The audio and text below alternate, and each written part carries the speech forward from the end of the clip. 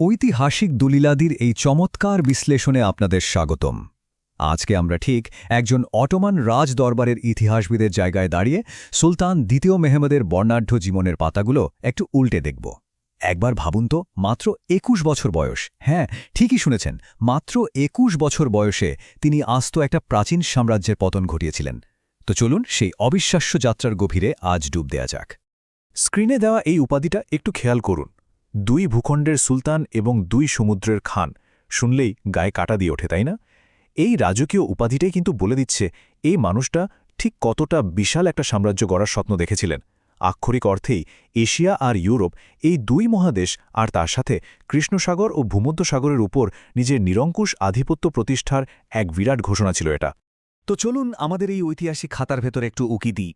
আলোচনার সুবিধার জন্য মেহমেদের এই বিশাল উত্তরাধিকারকে আমরা ৫টি ছোট্ট অধ্যায়ে ভাগ করে নিয়েছি।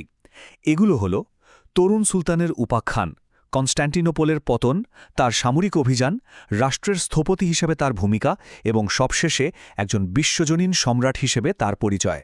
১ নম্বর অধ্যায়, তরুণ সুলতানের উপাখ্যান। চলুন তার যৌবনকাল থেকেই গল্পটা শুরু করা যাক।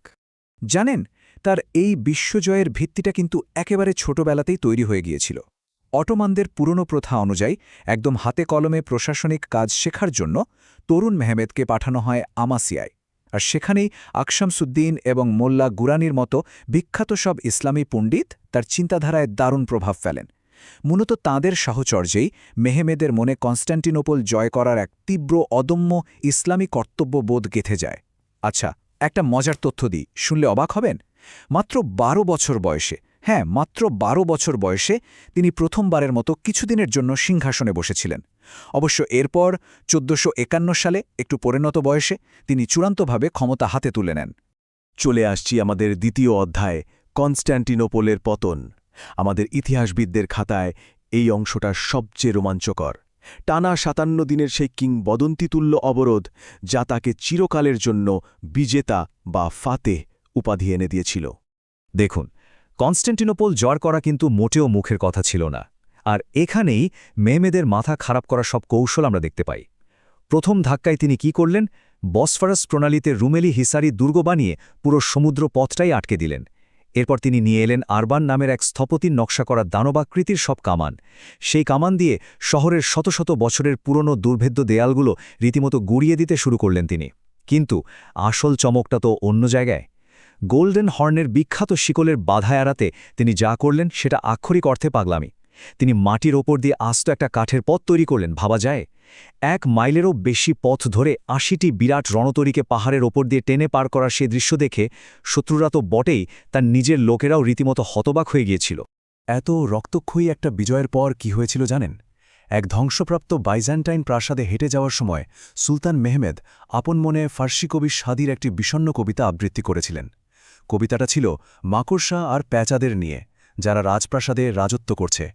এটা কিন্তু তার চরিত্রের একটা দারুণ দার্শনিক দিক আমাদের সামনে তুলে ধরে। একটু ভেবে দেখুন, মাত্রই একটা চূড়ান্ত বিজয় অর্জন করেছেন তিনি, অথচ সেই মুহূর্তেই পার্থিব ক্ষমতার এই যে ক্ষণস্থায়িত্ব, সেটা নিয়ে তার উপলব্ধিটা সত্যিই অসাধারণ, তাই না? এবার আমরা খুলছি খাতার ৩য় অধ্যায়, বিজেতার সামরিক অভিযান। এই অংশে আমরা দেখব তার থামতে না জানা নিরলস এক সামরিক সম্প্রসারণের গল্প। ১৪৫৪ থেকে শুরু করে ১৪৬৬ সালের মধ্যে তিনি যে কতগুলো অভিযান চালিয়েছেন তার একটা তালিকা এখানে দেখতে পাচ্ছেন। বলকান থেকে শুরু করে আনাতোলিয়া, এই অভিযানগুলোর ভৌগোলিক বিস্তৃতি চিন্তা করলে মাথা ঘুরে যায়। দিনের পর দিন, বছরের পর বছর এমন একের পর এক সামরিক অভিযান সফলভাবে চালিয়ে যাওয়াটা শুধু সাহসের ব্যাপার ছিল না, এটা ছিল সামরিক রসদ সরবরাহ আর চরম সহনশীলতার এক মাস্টার ক্লাস। এখানকার সবচেয়ে গুরুত্বপূর্ণ পয়েন্টটা কি জানেন?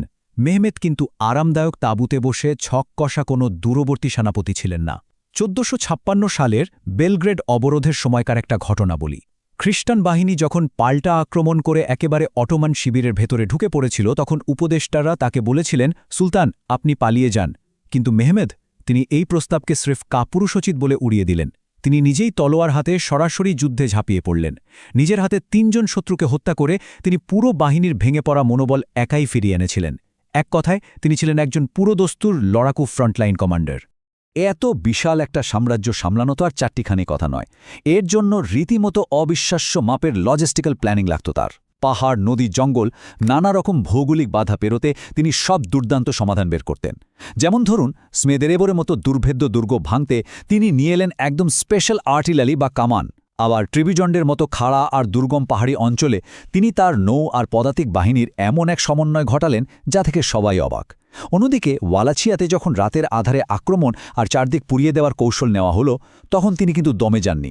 অত্যন্ত কঠোরভাবে সে আক্রমণ দমন করে সেখানে নিজের অনুগত মিত্র শাসকদের ক্ষমতায় বসিয়ে তবেই তিনি ফিরেছিলেন। 4 নম্বর অধ্যায়, রাষ্ট্রের স্থপতি। এই অধ্যায়ে আমরা দেখব মেহমেদ যে শুধু তরবারি চালাতেই ওস্তাদ ছিলেন তা নয়, বরং দারুণ মেধা খাটিয়ে তিনি পুরো অটোমান প্রশাসনের ভেতরের কাঠামোটাকেই কিভাবে একেবারে খোলনলচে বদলে দিয়েছিলেন। নিজের ক্ষমতা একেবারে সুসংহত করতে তিনি একটা বৈপ্লবিক কাজ করলেন। অটোমান দরবারে আগে থেকেই যেসব পুরনো প্রভাবশালী অভিজাত পরিবার ছিল, তিনি তাদের ক্ষমতা এক ঝটকায় কমিয়ে দিলেন, কারণ তাদের আনুগত্য নিয়ে সবসময় একটা সন্দেহ থাকত। এর বদলে তিনি কি করলেন? তিনি দেবশিনমে নামের এক বিশেষ পদ্ধতির মাধ্যমে একটা কেন্দ্রীভূত বেতনভুক্ত আমলাতন্ত্র তৈরি করলেন। এই আমলারা ছিলেন অত্যন্ত মেধাবী, আর সবচেয়ে বড় কথা হলো তাদের একমাত্র আনুগত্য ছিল স্রেফ সুলতানের প্রতি, অন্য কারো প্রতি নয়। গেম চেঞ্জার, তাই না? শুধু লোক নিয়োগ করলেই তো হবে না, তাদের তো নিয়মের মধ্যে আনতে হবে, তাই না? এই জন্যে মেহমেদ একটা সুনির্দিষ্ট আইনকানুন প্রণয়ন করলেন, যাকে বলা হয় কানুননামা। এই প্রথম অটোমান সাম্রাজ্যে সরকারি কর্মকর্তাদের কাজ কি হবে, বেতন কত হবে, এমনকি প্রোটোকল কি হবে, তার সব কিছু লিখিতভাবে ঠিক করে দেওয়া হলো। এটা ছিল একটা মাস্টার স্ট্রোক। এই কানুননামায় আসলে মেহমেদকে রাষ্ট্রের প্রতিটি স্তরে একেবারে নিরঙ্কুশ আর স্বাধীন কর্তৃত্ব খাটানোর আইনি জোর এনে দিয়েছিল। নতুন নতুন এলাকা তো জয় করলেন, কিন্তু সেখানে শান্তি বজায় রাখবেন কিভাবে? এর জন্য তিনি নিয়ে এলেন মিলেট ব্যবস্থা। জিনিসটা একটু বুঝিয়ে বলি। নতুন জয় করা কনস্ট্যান্টিনোপলে বিভিন্ন ধর্মের মানুষ ছিল। মেহমেদ তাদের উপর জোর করে কিছু চাপিয়ে না দিয়ে অর্থোডক্স প্যাট্রিয়ার্কের মতো ধর্মীয় নেতাদের হাতে তাদের নিজস্ব আইনি আর আর্থিক স্বায়ত্তশাসন দিয়ে দিলেন। অর্থাৎ নিজেদের এলাকার ছোটখাটো বিষয়গুলো তারা নিজেরাই মেটাতে পারত। এত বৈচিত্র্যময় একটা জনগোষ্ঠীর ওপর পরোক্ষ শাসন কায়েম করা আর সাম্রাজ্যের শান্তি বজায় রাখার জন্য এটা ছিল সত্যি একটা দারুণ বুদ্ধি। আমরা চলে এসেছি আমাদের শেষ অধ্যায়, 5 নম্বর অধ্যায়, বিশ্বজনীন সম্রাট। আমাদের এই ইতিহাসবিদের খাতার একেবারে শেষের পাতাগুলোতে আমরা এমন একজন সম্রাটকে দেখতে পাই, যিনি শুধু যোদ্ধাই ছিলেন না, বরং শিল্পের পৃষ্ঠপোষক হিসেবে প্রাচ্য আর পাশ্চাত্যের মধ্যে একটা দারুণ সেতুবন্ধন তৈরি করেছিলেন। যুদ্ধের পর কনস্ট্যান্টিনোপল তো রীতিমতো ধ্বংসস্তূপে পরিণত হয়েছিল, কিন্তু মেহমেদ সেটাকে একেবারে জাদুমন্ত্রের মতো একটা ঝকঝকে নতুন সাম্রাজ্যিক রাজধানীতে বদলে দিলেন। তিনি সুরগুন নামে একটা অভিবাসন নীতি চালু করে সাম্রাজ্যের নানা প্রান্ত থেকে বিভিন্ন জাতিগোষ্ঠীর মানুষদের এনে এই শহরে বসতি করার ব্যবস্থা করলেন। এরপর তিনি বানালেন তোপকাপি প্রাসাদ, চোখ ধাঁধানো ফাতি মসজিদ কমপ্লেক্স, হাসপাতাল আর 8টি সুবিশাল মাদ্রাসা। আক্ষরিক অর্থেই তিনি এই শহরকে জ্ঞান, বিজ্ঞান আর স্থাপত্যের এক অপূর্ব কেন্দ্রবিন্দুতে পরিণত করেছিলেন। স্ক্রিনে এই 8000 সংখ্যাটা দেখছেন, এটা সত্যি মাথা ঘোরানোর মতো একটা ব্যাপার। এটা ছিল মেহমেদের একদম ব্যক্তিগত গ্রন্থাগারে থাকা বই আর পাণ্ডুলিপির সংখ্যা। ফার্সি, তুর্কি, আরবি তো ছিলই, এর সাথে ল্যাটিন আর গ্রিক ভাষার হাজার হাজার বই দিয়ে ঠাসা ছিল তার লাইব্রেরি। ভাবা যায়, হোমারের ইলিয়াড থেকে শুরু করে আলেকজান্ডার দ্য গ্রেটের জীবনী কি ছিল না সেখানে। জ্ঞান বিজ্ঞানের প্রতি তার এই যে তীব্র ক্ষুধা, সেটা সত্যি মুগ্ধ করার মতো। আধুনিক যুগে দাঁড়িয়ে যে বিষয়টা আমাদের সবচেয়ে বেশি চমকে দেয়, সেটা হলো পশ্চিমা শিল্প আর সংস্কৃতির প্রতি তার এই বিশাল আগ্রহ। হাগিয়া সোফিয়া বিজয়ের পর সেখানকার খ্রিস্টান মোজাইকগুলো কিন্তু তিনি ধ্বংস করেননি, বরং খুব যত্ন করে সংরক্ষণ করেছিলেন। এখানেই শেষ নয়, ইতালীয় রেনেসার বিখ্যাত শিল্পী জেন্টিল বেলিনিকে রীতিমতো আমন্ত্রণ জানিয়ে এনে নিজের চমৎকার সব পোর্ট্রেট বা প্রতিকৃতি আঁকিয়েছিলেন তিনি। এমনকি সেন্ট জন দ্য ব্যাপটিস্টের খুলির মতো খ্রিস্টানদের পবিত্র সব নিদর্শনের একটা বিশাল সংগ্রহ ছিল তার কাছে। একজন মুসলিম শাসকের দরবারে এমন পশ্চিমা সংস্কৃতির চর্চা সত্যিই তার দরবারকে এক অনন্য উচ্চতায় নিয়ে গিয়েছিল।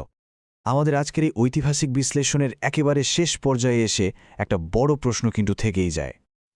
একদিকে ইসলামী কর্তব্যবোধ, অন্যদিকে পশ্চিমা ধ্রুপদী শিল্পের প্রতি কৌতূহল, তরবারির জোর আর উন্মুক্ত মনের এমন অভাবনীয় এক সংমিশ্রণ কিভাবে এত শক্তিশালী একটা সাম্রাজ্যের জন্ম দিল, যা শতাব্দীর পর শতাব্দী টিকেছিল। দ্বিতীয় মেহমেদের এই অবিশ্বাস্য উত্তরাধিকার নিঃসন্দেহে ইতিহাসের সবচেয়ে চমকপ্রদ অধ্যায়গুলোর একটি। এটা নিয়ে আসলে যত ভাববেন তত অবাক হবেন। এই প্রশ্নটাই আজ আপনাদের জন্য রেখে গেলাম।